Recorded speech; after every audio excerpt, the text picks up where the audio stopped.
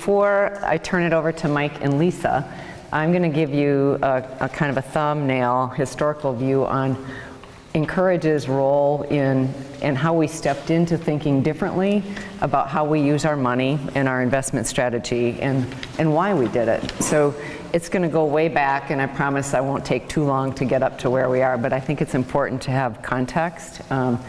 And in 2000, the mill, we know, Consolidated Papers sold, and I was in this position at that time, and many of you were in the community. And within the space of 3 years, we lost almost 40% of our total employment in the region. And it was a really challenging time in the community with a lot of job loss and not a lot of economic opportunity on the horizon, or understanding what kind of economy were we going to have here if it wasn't rooted in a single company, right? Not just a single industry, but a single company whose headquarters had moved to Finland. And in that move left a wake in the community, a vacuum of leadership, and a lot of leadership had been provided there. A vacuum of workforce development infrastructure and economic development infrastructure. So really at that point in time, most of those kind of development services were in service of the industry or in service of the company. And so it really did dramatically change everything. And what many of you have heard me talk about, a cry for jobs, and clearly we needed jobs, but we also needed to look at how were we going to help foster transition in an economy, right? To what was on the other end, and not knowing what's on the other end. The other element was on culture. Kind of the attitude, behaviors, and the norms of how we operated as a community were very much grounded in that single industry. So we were fortunate to get a grant from the Ford Foundation in 2004, and they came in and helped us start doing something called the Community Progress Initiative with the Chamber of Commerce. Some of you might remember this. And through that process, the president of the Ford Foundation and the woman, the program officer we were working with, who had done this kind of work all over the world, so Ford is international, said to us, you are not going to be able to help transition and transform this economy if you don't think differently about community philanthropy. And we need to help you see other models of community philanthropy that aren't born out of US trust banking. So community foundations in general were born out of the trust banking industry, he's shaking his head, to raise money and to make distributions like a trust would do. And she said, you need to see some models of what community philanthropy is when it's not just about money, when it's about more than money, because all the money in the world is not going to transition an economy, right? So they sent us, us being a group of 16 people, including community members, and Incourage staff and board, to Northern Ireland. And we spent time in Northern Ireland with our counterpart there called the Community Trust. And what we saw in that week and what we learned was community philanthropy there was about love of humanity. And it was about how do we foster peace, reconciliation, and forgiveness between and among individuals who were at long conflict with each other and had terrible bloodshed, right, between the Protestants and Catholics. And we were in Northern Ireland, and to a person, what we heard was what I just said. All the money in the world was not going to save this economy. This is Northern Ireland speaking, if we can't get people to stop killing themselves. And so for us, it put a frame around our experience here in thinking about, so it's more than money, and it has to be focused on the relationship between and among the human beings that live in that place, that share that community, and have a shared destiny. The second thing that they did for us was, again, shipped us out to see, and now you, Kelly, and team, need to see how to think differently about using money, right? So a traditional foundation or investment portfolio would invest all of your money and look to produce 5% payout. And then you invest the 95% to produce that 5%. What they did was they sent us to the northern New England states, and we were able to spend time there with something called CDFIs. These are community development finance institutions and community loan funds, and to see really good best practices around how do you think differently about using money, using fixed income. So instead of investing in a traditional bond portfolio that would be creating impact somewhere else in the world, but giving us a financial return, that there were actually ways for us to think about investing those kinds of fixed income and elements of a portfolio locally, right? So we came back from there and decided, first of all, we need to decide what kind of community do we want here. So we need to determine what is our position as an organization and what are values that we stand for. So we articulated, at that time it was like 4, 5, and 6, 2004, 5, and 6, and that was a community progress initiative, and we were saying everyone has a voice. Come and help us articulate a vision for the future. So these elements that we were talking about, and people were coming to the table and looking and saying, a vision for the future? That's not really my role. So I'm talking about, a while ago. And out of that, we determined we stood for something. If we say everyone should have a voice, then that's a value, right? And so through that process, we then internally started articulating, so what values do we stand for? And we landed on a core set of values around equity, inclusion, and we talk about shared stewardship. And shared stewardship, equity and inclusion are fairly easy to understand most of the time. Shared stewardship was really about a commitment to each other and this community and our responsibility to each other. If philanthropy is love of humanity, then shared stewardship is our responsibility for each other in this place. I say that because we then used that values frame to start applying to how do we think about our investments. Are our investments being used in ways that foster equity, greater inclusion, and shared stewardship between and among people in this place, right? So we stepped in like baby step, a toe in the water, and that was maybe, look at Don, we were 2000, I don't know, not 2009 was when we first made a 1% commitment. 1%, yeah. So we said 1% of our, we're going to jump in. 1% of our total assets, we would do some impact investing. And it was a baby step, let me just tell you, because from a traditional finance perspective, and I'm looking at Mike, at that time, think about 2009, the traditional financial people were kind of like, hang on, what are they doing over there now, right? Because it was not common practice, right? To take money out of a traditional fixed income portfolio. And what we did first, we stepped into, it was Cap Services in Stevens Point has what a CDFI, so I'm talking about these CDFIs, where we can put money in there, invest in that, and they direct it then to loans to the people that live in this community. And in the case of Cap Services, their specialty at the time was to support low income or individuals that don't have access to traditional capital for businesses, for startups or expansion, and then also for housing. So we put our money in there and we get a return on it. So our return is, 2.5%. It's a little less than what you might get in, or actually it hasn't been, it's outperformed a fixed income, I should say that. So 2.5% is the financial return back to us, but then we get a mission return. And some people call it a social return. The mission return is, I can tell you a list of businesses in this community that have received loans from our capital that help them start a new business, add jobs,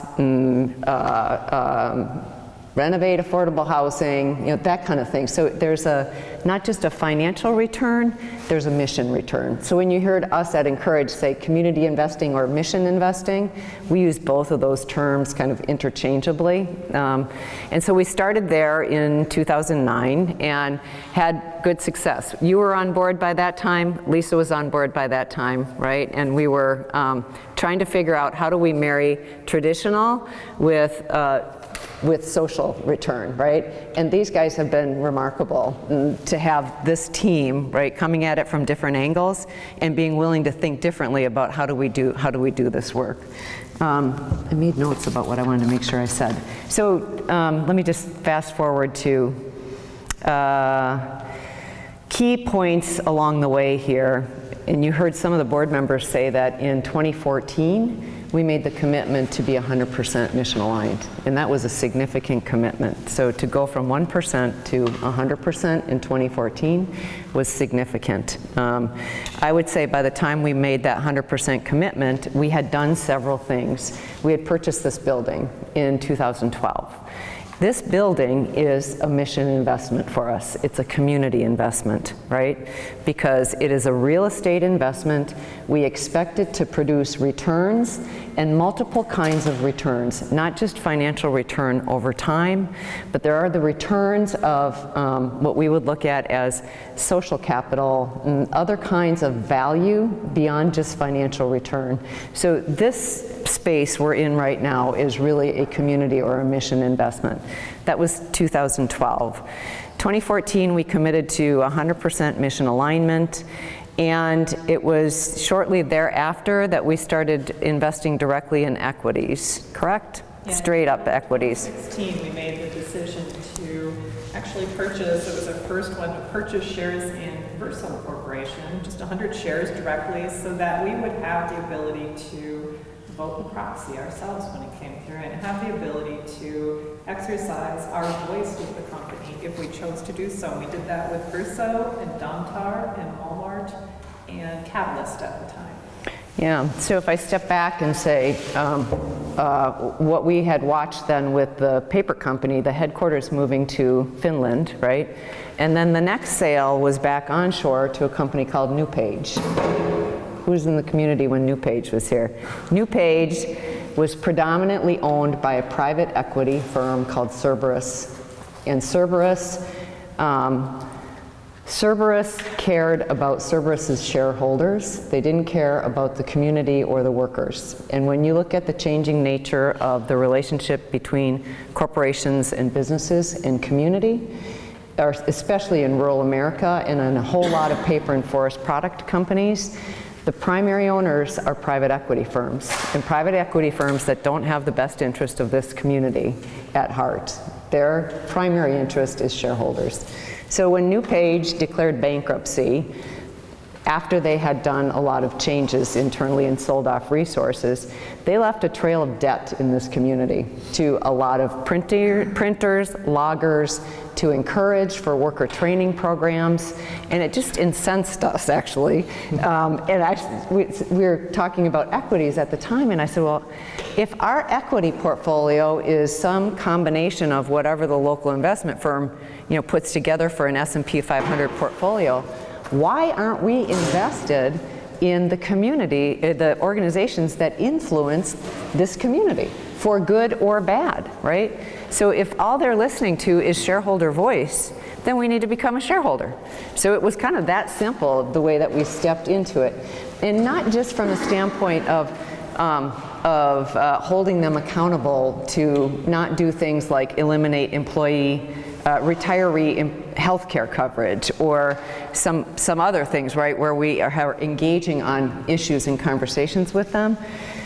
Also to promote good practice. So as an example, when Dawn said we purchased Walmart, Walmart raised the base level, entry level pay before most other retailers did. And to us, that was a good move for this community because Walmart tends to serve as a feeder system for workforce development for other companies, right? So if they improve their practice, their training, and they improve entry-level wage, it benefits our manufacturers and a number of people because it serves as a feeder system.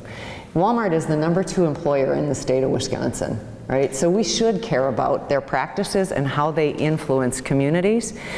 In that instance, they raised their entry-level wage, and they had a backlash from some of their shareholders who were only in it for profit, right? Saying if you're going to increase the wage, you're going to reduce the profit. That was an instance where we said, no, we're in favor of this as a shareholder, not just as a community or a worker, as a shareholder. Our voice is, this is good for the company. It's better to think long-term, think about communities, think about workers. So that was part of how we stepped into an equity strategy that then resulted in us creating a large Wisconsin Equities Index Fund. Now we hold shares in every publicly traded firm in the state of Wisconsin.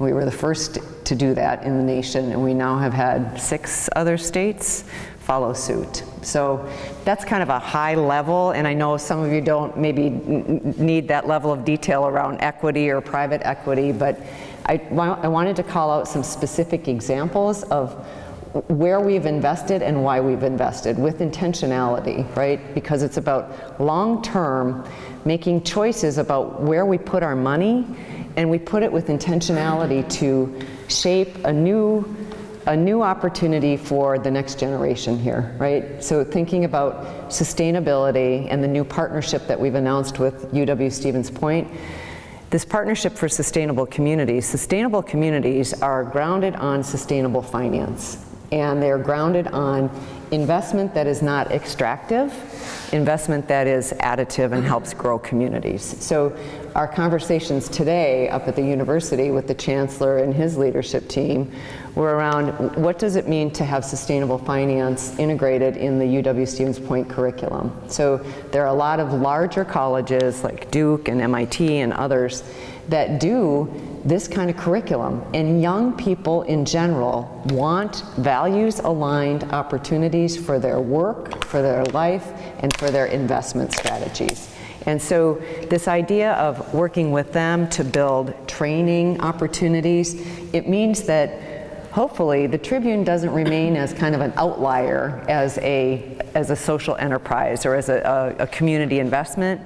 We have more and more of these happening across this region because we're creating a pipeline of young people who understand social investing, who understand the value of investing in community. This is really a seed that's planted that long term, if we do this well and we spread out with the right infrastructure and support, we start to transform how this community looks for next generation and generation after that.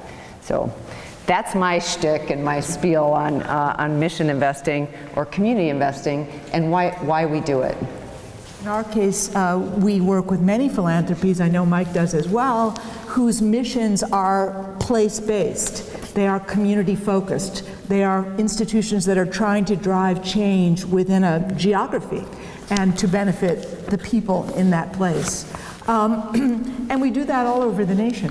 And with large and small institutions. But despite that mix, Incourage is really a very special place where we feel privileged to practice our trade because we end up sitting in buildings like this, which are a perfect example of what some people call an impact investment, what others may call a mission investment, others may call it a community investment. But long story short, it's an investment, in this case in a project, that could not qualify for conventional financing.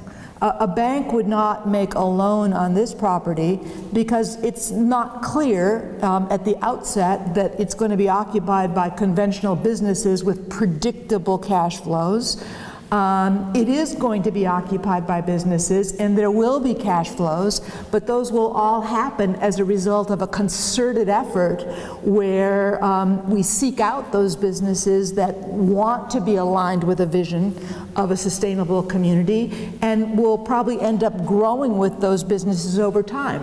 So it has a slightly different risk profile than, let's say, an established company that you might find in a commercial strip mall anywhere. And for that reason, it's harder to attract financing, and we need the so-called impact or mission investors who share the vision and are willing to allocate some portion of their holdings to driving this type of change. This I called the Tribune a project. Of course, it's much more than a project. The project is just the fact that there's a piece of real estate, a beautiful piece of real estate, in an amazing location, right? And real estate is all about location.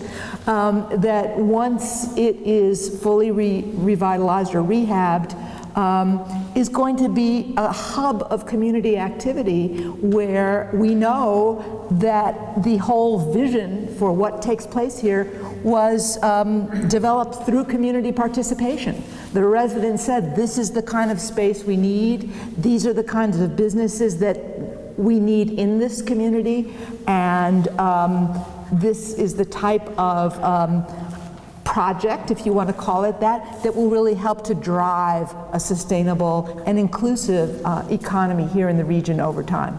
So this is the kind of project development that we can do with impact investing that would not happen without the flexible capital that you mobilize in these types of investments. I do want to just say a word about the language. So impact investing is a term that's thrown around a lot. You probably, nowadays you read about it in Forbes, you read about it in the Wall Street Journal. As a matter of fact, you can not find a mainstream Wall Street bank that doesn't have a marquee out about impact investing.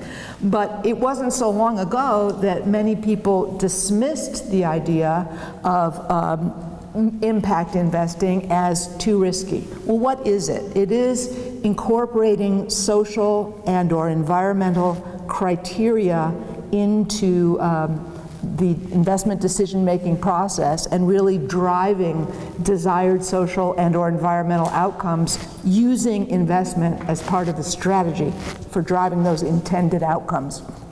And conventional wisdom, as recently as 20 years ago, was probably if you include social or financial criteria in investment decision making, you're actually going to avoid the ideal universe of potential investments, and for sure you will depress your returns.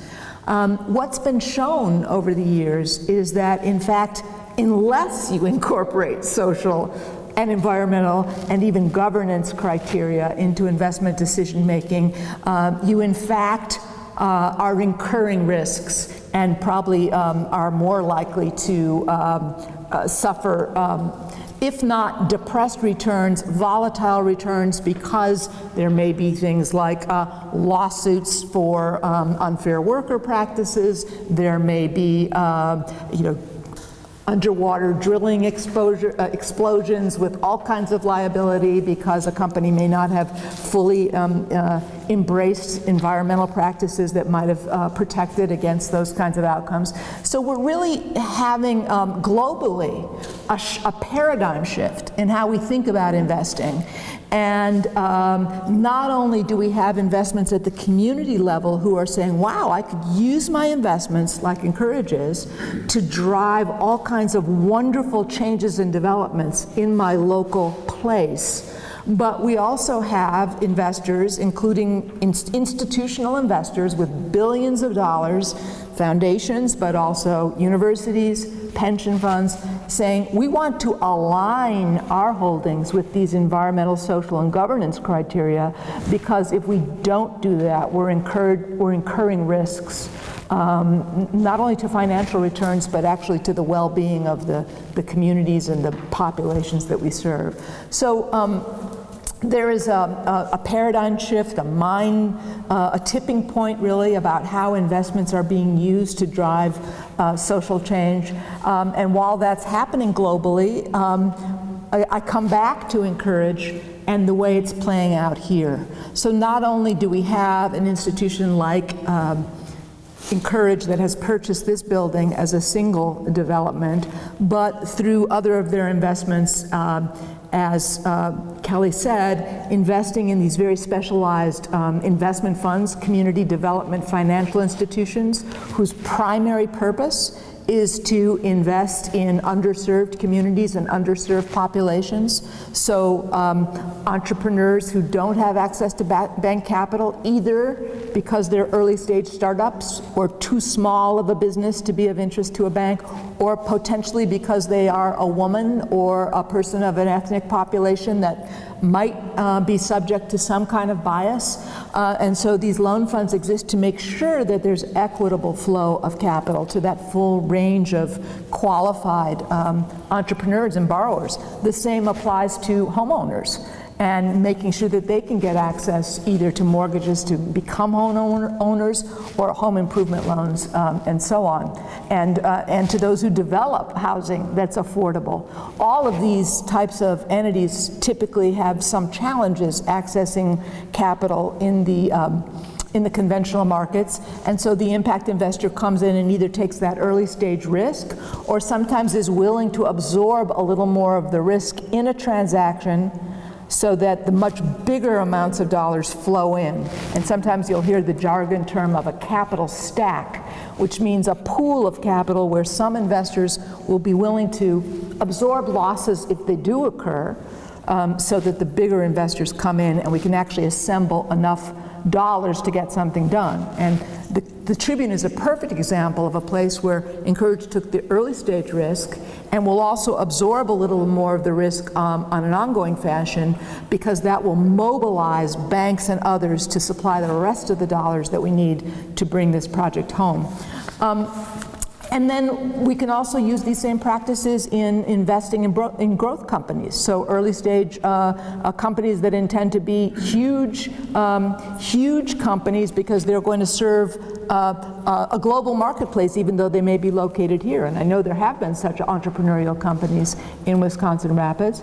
And then finally, to take all those traditional holdings in an endowment and, as Kelly said, engage with those corporations to incentivize them to be actors who really operate in the interests of communities as well as shareholders, stakeholders as well as shareholders. So that's the work that we're doing. We do it with institutions primarily, but particularly with a community foundation, and Incourage started out as a community foundation and still partners with donors. There's huge opportunity for individuals to co-invest in these opportunities and to come along, whether through their role as a donor at the foundation or in other venues, to become co-investors and true local community investors. And those are other opportunities that, while we won't probably go into in detail today, I think will be the theme of many ongoing conversations in the years to come. So these are some of the reasons why it remains so exciting for Avivar Capital to come to Incourage.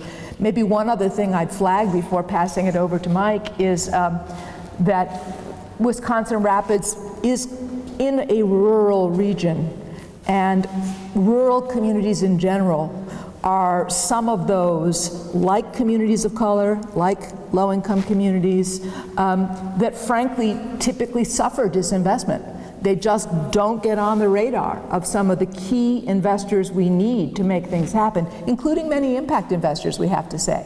And so the excitement of being able to show the tremendous community returns as well as predictable financial returns that we can generate through these investments in rural communities is a huge part of what motivates us to want to keep coming back here. So happy to talk about it. And I'm also thrilled that in Incourage I get a chance to work together with Mike, who I know works with a lot of other foundations around the country, and it's just been great to look at the full spectrum of investments that Incourage can align to mission as it goes forward. Before you pass it to Mike, can I ask, Dawn, will you talk a little bit about the CDFIs that we have invested in? So, and we have pending investments that are going in some that I think would be of interest in the room. Sure. So our initial CDFI investment was with Community Assets for People, which is a part of CAP Services in Stevens Point. And that initial investment was in 2010. And actually in 2016, we invested some more money with them. And also in 2011, we had invested some money with North Central Cap here in town, and actually the cookies from Make Mine Frosted on the Table were one of the businesses that benefited from the loans that we had put with them. So we've tried to feature some of the people who have benefited from the work that we've been doing. And then in 2016, we also put an investment with Forward Community Investments in Madison, and that investment, along with the additional money for Community Assets for People, was actually matched by JP Morgan Chase in a program that was called Invest in Wisconsin, and resulted in a lot more community benefit. And actually on the table, we were honored this last, about a month ago, as being a distinguished community partner with regard to Invest in Wisconsin for the amount of work that we've done across our region with regard to these types of approaches. So we were very excited about that. We're also in the process of coming close to making an investment in the Hmong Wisconsin Chamber of Commerce, and we will be working on that over the next few weeks, so we're very excited about that as well. So we're trying to be able to approach having capital be available to different groups of folks who are trying to either keep businesses going or start new businesses that are in our region. And by us putting money in these CDFIs, they then have more capital to lend out to help the businesses. So I find it really exciting. Oh yes, and WIBIC, at the end of last year, we also put an investment in Wisconsin Women's Business Initiative Corporation, which is out of Milwaukee but serves the entire state, and they focus on women and people of color and also low-income entrepreneurs who are seeking capital. But what is really cool about them, and it's true of all of these, they generally provide business support services as well. So you not only get the loan, but also assistance on how do you put together a budget, how do you do succession planning, and if you ever would like to see some really cool materials, go to WIBIC's website. It's WWBIC. They have all kinds of free classes. And that's what's cool about this. It's not just the lending, but the support services that go with it. So hello again. I'm Michael Miller. I'm with a traditional investment advisory firm. We've actually been around for 39 years. I've been there for 33 years. And so we start, just to put this in context of what you've heard already, so we start praying at the altar of return. That's essentially where we start that's where I started my life, at least. And I'll come back to this in a second, but what you look at today, and all of you in this room are evidence of this to some degree, is that the whole system's gotten distorted. And Kelly made some comments before, which I want to come back to, about specific ways it's been distorted. And the big issue for us is that a lot of times everything's portrayed as a choice, X or Y, A or B. And the reality is that there's more nuance to this, and that you can blend a lot of different things together if you actually step back and think about why capital is here, how can it serve different interests at the same time, and that's the beauty of what happens. And so just to give you some sense of, though, how this journey started for us, we were hired by a foundation in the Northeast in 2001. And they made the, at the time, very bold decision to put 5% of their endowment into what they called them state-based investments, which are essentially place-based investments. And I will admit, when I got the call that we were going to be hired as their advisor, I was ecstatic until I heard that. I was like, what? And I said to the person who hired me, I said, you realize that we don't know anything about this. And she said, great, you'll learn with us.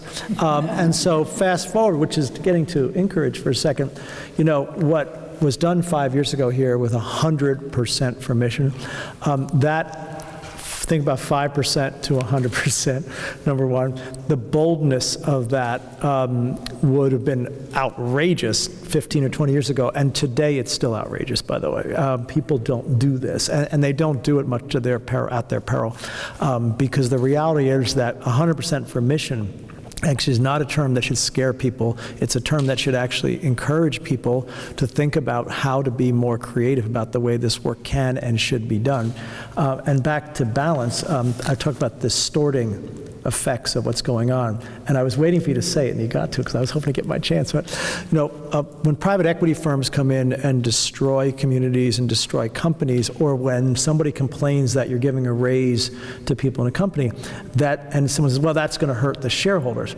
Well, that's only going to hurt the shareholder if they plan to be a shareholder for a very short period of time. If you want to be a long-term success in the investment business, you need to think long-term, you need to act long-term, and having everything go back to the short-term interests of shareholders does not serve the shareholders at the end of the day.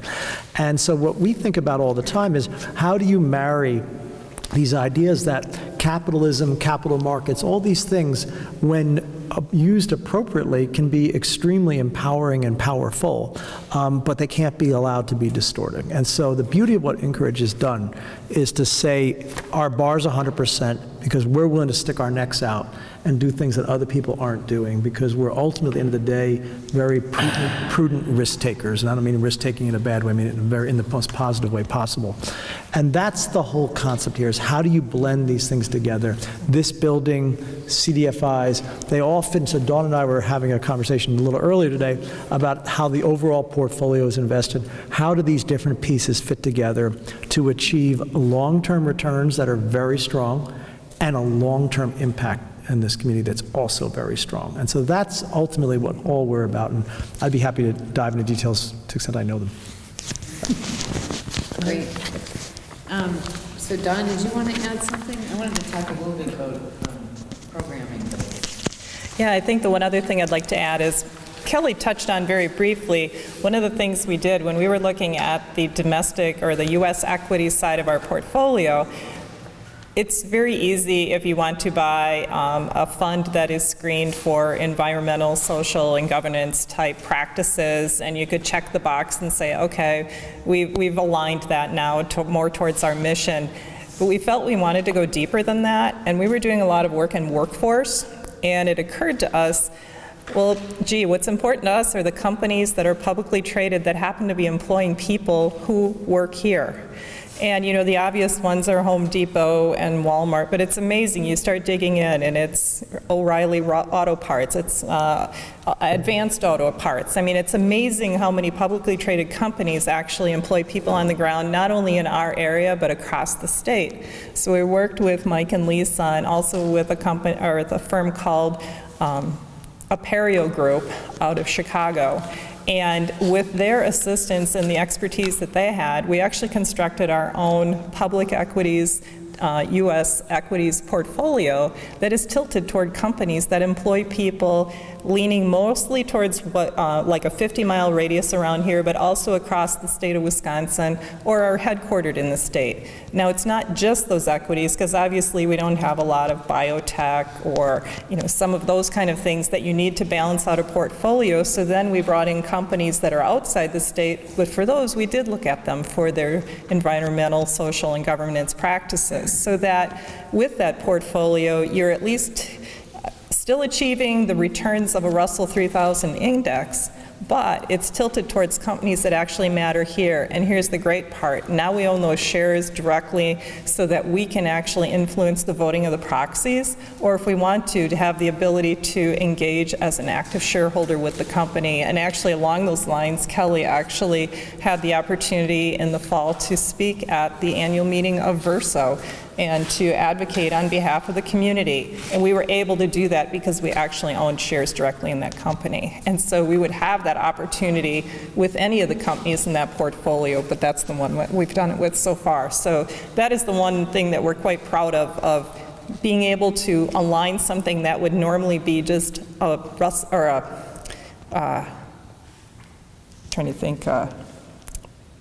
public equities that are in any portfolio, whereas these are now directed toward ones that matter toward us here.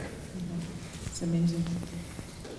You know, I might leap in and say that when individuals are thinking about how to start to participate in community investing, one of the things that individuals often do is something that Incourage did at first as well, is just think about where's my bank account, and have I checked into my bank and whether I'm happy with the way my bank makes loan decisions.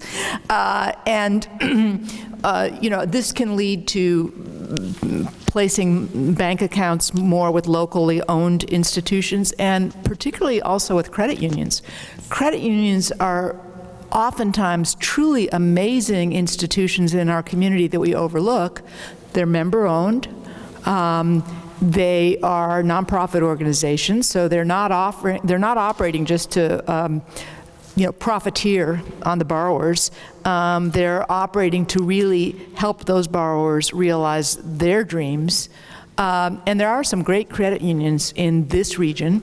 The other thing that's lovely is that even though credit unions are often more of consumer lenders, so you know, household improvement, home ownership, et cetera, education sometimes, cars for sure, including used cars. They often do make loans that also support small businesses. They could be for vehicles, and then those vehicles are used for small business. So they are a tremendous partner in this as well, and I think one that's going to be more of the Incourage strategy going forward. The other thing that's just absolutely amazing about credit unions is, like banks, the deposits in that credit union are usually federally insured. So as a depositor, you or I can put up to $250,000, if we should be so lucky to have it, into a credit union and know that that money is insured by the federal government. We're never going to lose it, and it's going to be reinvested locally in helping people get small loans, in many cases avoiding predatory lenders, build up savings, build up a credit score, and begin to move forward their dreams. And I just want to add one thing to that, because you said those words that as you think about whatever you're doing here in your own personal lives or in your other organizations, one of the lessons that I don't know if you've heard it, but I want to emphasize this point about rigor. Because this area has become so popular, there's a lot of marketing. If you hear the words Wall Street and values or ESG, you should be suspicious by definition of what's going on. I speak of that as a New Yorker who lives next to some of these people. And the interesting thing, though, is that if you have to do the work. One of the things that Incourage has done so impressively is never taken the easy path. This is work, lots of work, and Wisconsin, the shared stewardship portfolio, I don't even want to add up the number of hours that went into doing that work, particularly by Dawn. But what I wanted to say to you was this, is if you don't do the work and let someone else do it, like label something for you, and the example I want to give you is, there's a very prominent, I probably shouldn't say the name so I won't, but very prominent asset management firm out there that most people respect, who has a brand new ESG index fund out there, which you could go out and buy, and it's very inexpensive, and the company actually, generally speaking, a fairly well-behaved company. But if you look at the holdings inside this index fund, you will find predatory lenders inside the holdings that are supposedly ESG friendly or values-aligned index. And actually, I wrote them a note, because we're big customers of theirs through our clients, saying to them, I don't understand how you can own predatory lenders in an ESG fund. And I must admit, I don't know why I was surprised, but I was disappointed when I basically got the middle finger back from them, which is what they think about us. Because I said, where's the case for predatory lenders? I mean, I can understand when you get into some of these other issues that there's two sides to every discussion. But long story short, I think the key thing about what Incourage is doing, what I hope you'll all do as well, is to really be thoughtful about how you go about deploying this capital, because it's got to be done right. Well, that's a great point. And Mike, if I could, one of the benefits for this community is having Incourage here and the heavy lifting they've already done to research all these issues. And that's why I'm excited that I think there will be more dialogues of this nature where that information can be shared. And I actually was wondering, Brett, if you could chat a little bit about the project that you've been leading, which really also puts some of this into practice. Get the mic. Yeah.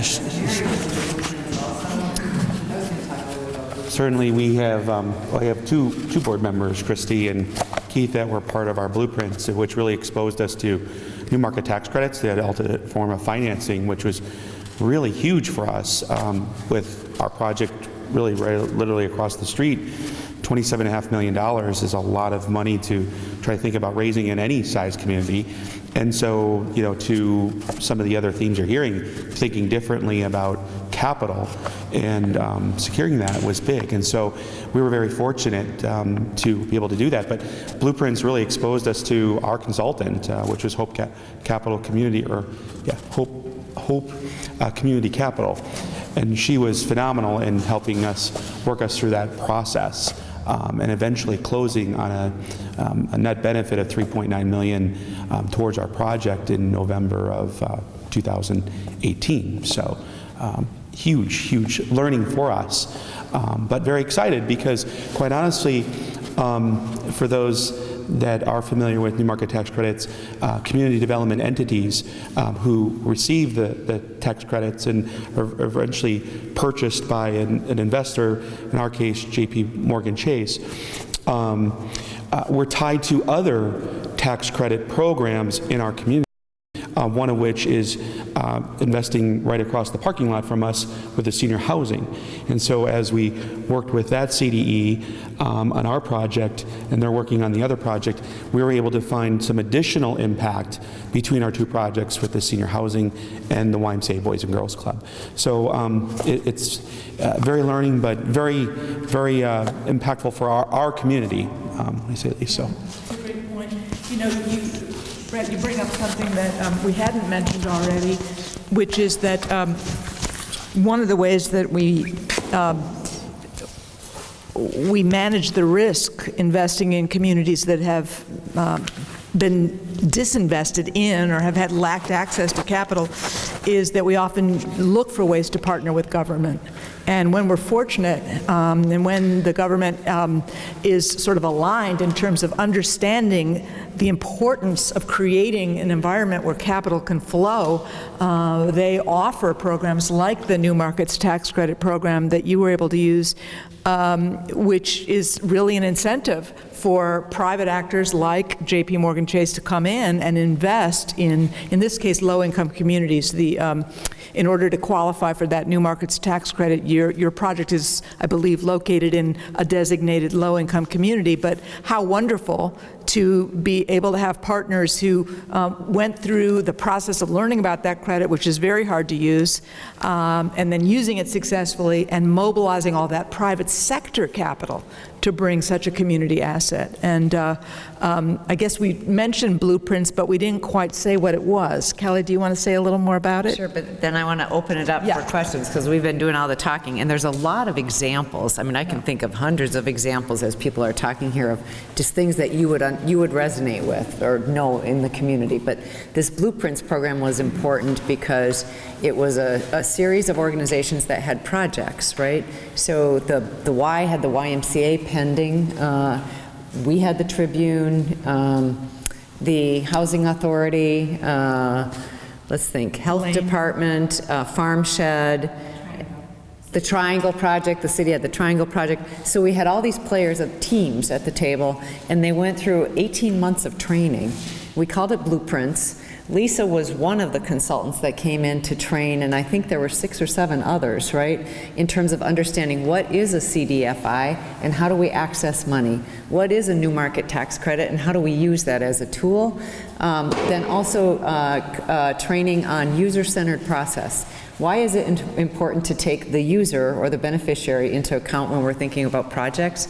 And then where are the synergies maybe between and across all of these projects, since there was relatively close proximity with Tribune, the Y, Triangle over here, Health Department was talking about a Blue Way project right along here, and then Farm Shed was related with the farmers market. So if Incourage has a commitment to put 100% of our capital in ways that are mission aligned, then we need to help the organizations in this community understand how to access that capital more effectively, how to use those CDFI monies that we put in, right? So that was kind of intentional. How do we grow the pipeline opportunity to put investment in the community? Thank you, everybody, for taking the time to participate on a nice evening to talk about investing. Really appreciate it. We're always available for more questions or comments.